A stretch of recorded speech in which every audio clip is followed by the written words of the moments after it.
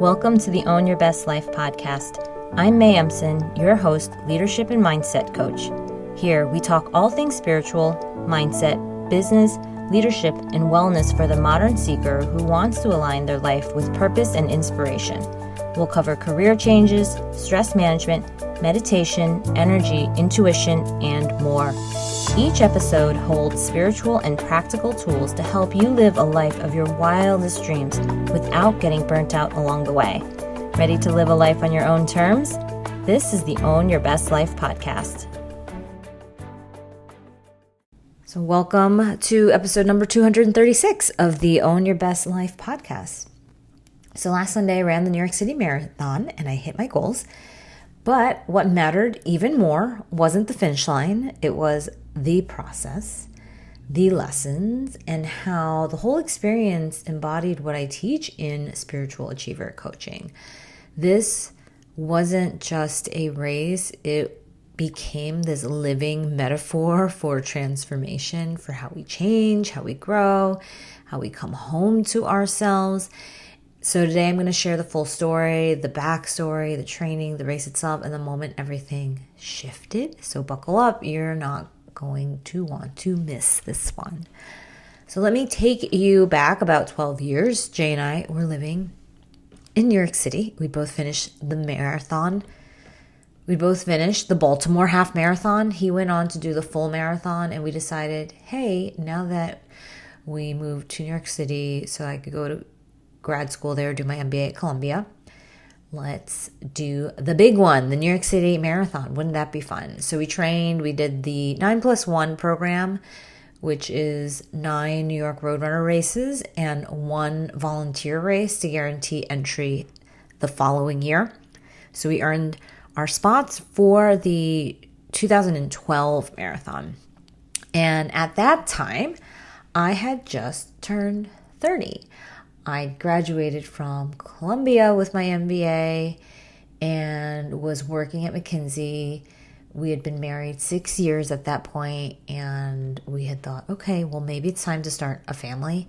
So I went off birth control, and the next month I was pregnant, which means that I would have been 7 months pregnant come race day that year, that November. So I deferred. And Jay's parents, who are also marathoners, decided to run that year with him, which is super fun. But then Hurricane Sandy hit, the marathon was canceled, and by the following year, I was back at McKinsey after parental leave with a new baby, learning to balance work and motherhood. I had deferred my race spot to that year, but you can only defer once. So at that time, running a marathon was no longer on my radar with the amount of time that I needed to spend on all these other things. So fast forward 12 years, that baby is now 12. I'm volunteering as a coach for Girls on the Run, where my youngest daughter is now part of. And they asked for volunteers for the New York City Marathon to raise money. And I thought, okay, why not? I didn't actually want to run a marathon, but I had been running again, and I was recovering from an IT band injury on my right side. So unsurprisingly, my application was accepted. So suddenly I had 6 months to rehab and train. I hired a running coach who was also a physical therapist, and I stopped CrossFit to focus fully on the running and strength programs that were running specific. So I started with 1 mile run walks in DC while attending a conference, and then 2 miles, and then 3. And I remember thinking, okay, maybe I can do this just 1 week at a time. We will see. So over 6 months, I built up to, I think my longest run was 20.6 miles. It didn't feel like it consumed my life. The hardest part was the weekday 14-mile runs when it was still dark outside, because I had to shift some things around in my schedule. That was tough because I don't love running in the dark. And it is hard to kind of fit things in so early in the morning. But what helped was consistency. I already had a daily movement practice, so I just swapped in the new training. I did long runs on the weekends. That worked well. I had some really amazing runs all over the place. I always remember where I'm running because I see so much beautiful scenery. So some amazing parks, preserves, and trails near me. Also, when I was in Italy, that was magical. San Diego, just so many places that I remember more vividly because I did long runs there. And the reason it also works well is now that the girls are a bit older and they sleep in, and Jay and I have slower Sunday mornings to begin with. So it all fit almost surprisingly well. And so I remember that about 2 to 3 weeks before race day, I developed what I jokingly call a new brain. I started thinking like a marathoner. At first it was like, oh, I'm going to do this thing, just follow the plan. Suddenly I'm like, it's real. I have to buckle down and figure out what I have to do to be prepared for that day, just in terms of logistics and what to be aware of, whether it's fueling, tapering, how to get to the marathon, right? The New York City course starts on Staten Island. So you take a ferry or a bus and you often wait hours before running. You start late in terms of, at least for me, I typically run in the morning. So starting at 10 something in the morning is later for me. So I'm running through lunch and you deal with 5 different bridges and a lot of hills. So I had to train my body and my mind to expect the unexpected.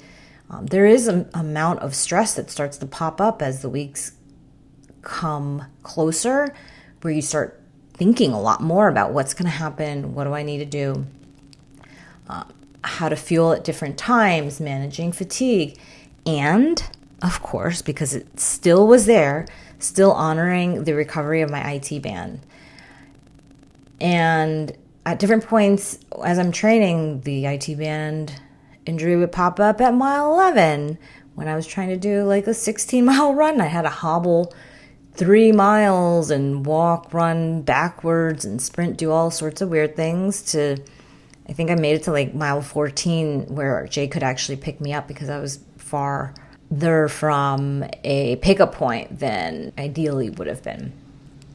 So I also had another long run where I felt the IT band pain, but it was at mile 20. So I really didn't know exactly when or how it would pop up. So now it's the morning of the race. It felt both calm and very electric all at once. I think if you have seen the New York City crowds, been a part of it, it is a vibe. There's so much energy, so much going on. It really feels like such an epic experience. So I started at my marathon pace, but immediately felt faster than usual. And I wondered how long could I sustain it? And then around mile 13, my IT band pain returned. So there's this thing where I wasn't running at marathon pace in my long runs because I think there's this balance between increasing your mileage and also trying not to increase your pace. But on the day of, almost both of those things are going to happen because you never fully run the 26.2 miles before that day. At least I don't, and most training plans don't offer that. So I did have on my 20-mile run, I tried to split it where I ran 10 at the easy pace that I was supposed to be running, and then I tried to get closer to the marathon pace for that second half. But that's something that I would look at next time and do differently. I felt the IT band pain at mile 13. I remember suddenly, I'm like, oh, I can feel it now. Let me try walking. And let me try just running through it a little bit more. And that's usually the point where I have to stop or walk. And this time, I told myself, this is going to be a long race. We're going to have to figure this out because 13 miles of running and walking or just walking with IT band pain in the past would not do because it just gets worse. The pain becomes sharp and shooting, all of those things. So I'm trying to relax, really like imagining it just loosening, relaxing into the pain, just letting it be there. And miles 13 to 19, I just alternated between running and walking. And at mile 17, it was just after the Queensboro Bridge. And there's when I really walked a lot more. And I didn't want to, but I could really feel that pain. And I took some Aleve. It did not help at all. I had taken it earlier, also didn't help. So just FYI, at least for me. But at mile 17, I remember seeing Jay and the girls and our friends, because you go through this little tunnel, which is quite amazing because all the sound is very quiet when you're on the Queensboro Bridge, but then you come out onto First Ave and there's this like tunnel and this overpass, and they're underneath it, kind of to the right, and you can hear everyone again suddenly. And I remember saying to them, right, it was like the Rinders, the girls, Jay, and I'm like high-fiving them and smiling and being like, oh my gosh, hi, right?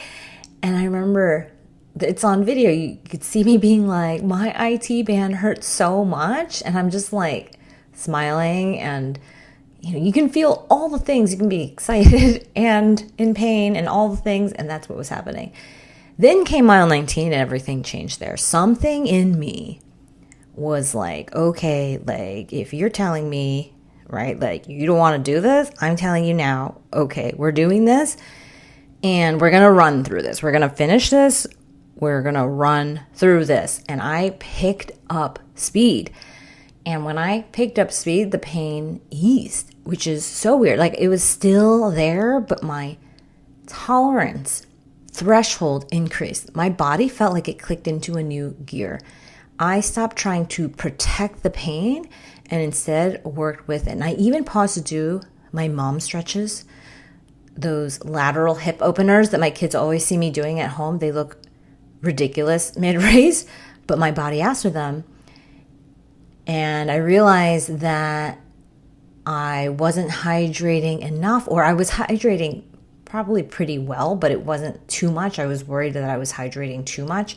So I just adjusted and kept going for the water when I needed it. And I was listening not to my mind only, but to my body. I really let my body give it whatever it needed. I told it, I'm going to take care of you. I got you. And we're going to do this together. And I think there's so much around the mind over matter thing that I have definitely subscribed to in the past and has helped. But this was like the next level that I had not experienced, which was really integrating both in a place that felt safe. And safety was a requirement to say, like, you've got this, we've got this, like, I've got you, I've got me, we are doing this together. And then I just got faster each mile. I felt like a little more alive. I saw my friend at mile 20, Leanne, and I hugged her. I like ran. She was like waving a cowbell. I like ran backwards because I passed her, saw her, ran across the course. I saw Jay and the girls and the riders again around mile 21. At that point, I felt completely locked in. And by the time I hit Central Park, everything blurred. It was like time slowed. It felt like I was flying.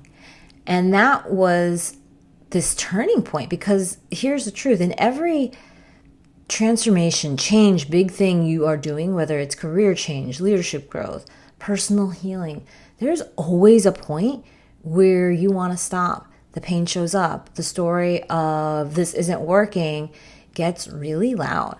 And that's the moment where change actually begins. This is when we want to quit. And you can quit. Or you can accept that this is what is happening right now. Accept that I feel like this. Accept that this is the truth, that we're not ignoring the pain. We're not bypassing it. And when we accept how bad something is or how it actually feels, no more, no less than what it is, that is when we then innovate. We try new things. And my innovation was to stop resisting the pain and wondering what's going to happen and just deciding what's going to happen. I started listening. I let my body lead and my brain then followed. And so what happened in that moment wasn't just mental grit, it was somatic rewiring. And when I committed to running through the pain, my body activated new systems. So this decision itself, which was we're not done yet, triggered my internal opioid system, which increased my pain tolerance and changed how my muscles fired. It also reframed my perception. So I wasn't fighting the pain anymore. I was working with it. And that's when you think of the part of the brain, it's called the anterior mid-cingulate cortex, that's when it lit up. That's the part of the brain that links emotion, motivation, action. It's what we activate when we do hard things with purpose. And that part communicates with what we call the salience network, which tells the body, hey, this matters, stay engaged. And it switches the brain from this protection mode to participation. Let's engage now. And so that shift from avoiding discomfort, which we feel sometimes, like that leaning back, like if you're ever on a ski slope and you're like, I'm going too fast, and you lean back, that's a recipe for disaster. Versus if we lean in, we take a bit more of that control. And instead of avoiding that discomfort, I started engaging with it, which is what created flow. And so flow isn't mystical. It is neurological and spiritual all at once. And it happens when the body feels safe enough to let the mind quiet down and do what it knows how to do. And so early in the race, between miles 9 and 13, I remember watching my shadow on the pavement, staring down, each step perfectly rhythmic, present. I was focused. I loved it. It felt so good. That was my first taste of flow in the race, which is focused flow. It is absorbed but deliberate. At mile 19, though, flow deepened into surrender. My prefrontal cortex, which is that thinking brain, and the executive functioning, planning brain, it let go. My body took over, and the judgmental default mode network quieted, right? So that's the part that's like, hey, what is this? Is this good, bad? I don't know, all that stuff. And then the task network started engaging. And I wasn't thinking anymore. I was just being. And that's what I teach in leadership and in coaching, that flow is this state of safety and deep focus, not hustle. And it's what allows us to do our best work without force. So when I saw the 800-meter sign to the finish, I remember just smiling, like, that's just 2 laps around a track, like, yay. And then 200 meters came, that's 1 lap, and I kept accelerating. I felt like I could go forever. I've never felt so good at the end of a race, like ever. It was so interesting. So crossing the finish line, the pain did return, but it didn't matter. I had done it. And later the girls, when we got home, surprised me with a cake that said to do, right, with a colon, 26.2, and it had like a check mark next to it. And Lila looked at me and she said, you're my role model. And I think there's so many finish lines at a race and for these kinds of things, and everyone has their own versions of a marathon. But for me, that was one of the real finish lines. Like actually noticing that some of the unintended consequences is not doing the things that people expect come easy to us. Right? I think sometimes people are like, oh, you work out or you run. Like, of course you do a marathon. Like, yes. And I also was like, I don't think this is a good idea. Why are we doing this? Did I sign up for the right thing? Am I, not smart today when I did this? Like, why are we doing this? We can exercise in so many ways, right? So your mind has all the reasons why this is not a good idea. And your body is sometimes feeling limited by all of these things. And there are real injuries and are real concerns. So I noticed that Lila just like, I could tell even as I was training, she was just so proud of me. She just kept being like, oh, what else are you doing today? You just did this and then this and then this. And now you're also doing this. Right? And she just asked me right after, she's like, what's your next goal, Mom? It was like she had locked in to that, like, set a goal and you can achieve it.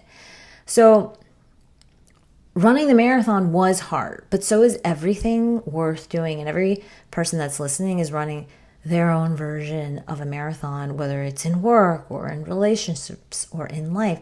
And there will always be pain, fatigue, doubt, and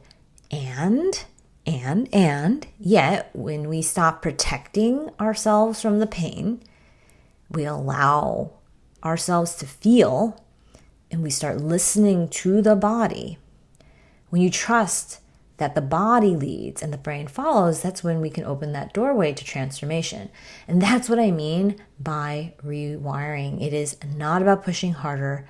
It's about creating a new baseline that comes through presence, through the difficult circumstances, through the challenge. And it's about allowing the body to find a new way forward so the mind can catch up. And I made myself a sign when I was at the expo the day before at a Maybelline tent. I remember thinking, like, what am I going to write on here? And they had this exercise where you can make signs. So I said, okay, I'll make myself a sign. And I wrote on there, and this was for the last 6 miles because I knew that would be tough. I wrote to myself, this, underlined big with a this, is what you came for. This. Not the easy parts, not the part where it feels so good, but like this part where you don't know what's going to happen and how your body's going to respond. This is what you came for. And then I wrote, feel it all. And I did. And I think that's what we do in spiritual achiever coaching. We integrate the spiritual, the practical, the embodied, so that the real change happens from the inside out. And it comes through understanding all the parts of who we are and bringing it all together. If you're feeling called to explore your own version of this, to find what is my next gear, how can I lead and live from that place of flow and fulfillment, I would love to help you do it. You can learn more or book a call with me at www.mayempson.com/contact. You don't have to run a marathon to change your life, although if you feel the itch to and you'd like to, go for it. It will change you. But you do have to take the first step. And if I can do it, you definitely can too. All right, my friends, I love you. Hope you have an amazing week, and I'll talk to you next time. Thanks so much for joining us this week on Own Your Best Life. Make sure to subscribe to the show on iTunes or wherever you listen to podcasts so that you'll never miss a show. And while you're at it, can you please rate and review on iTunes? I would so appreciate it. Share it with a friend, take a screenshot of it, and tag @MayEmpson. This helps continue to get the word out. For more show notes and resources, check out www.mayempson.com. You'll have all the links to everything you heard here today. Thanks so much for listening. It's time to own your best life.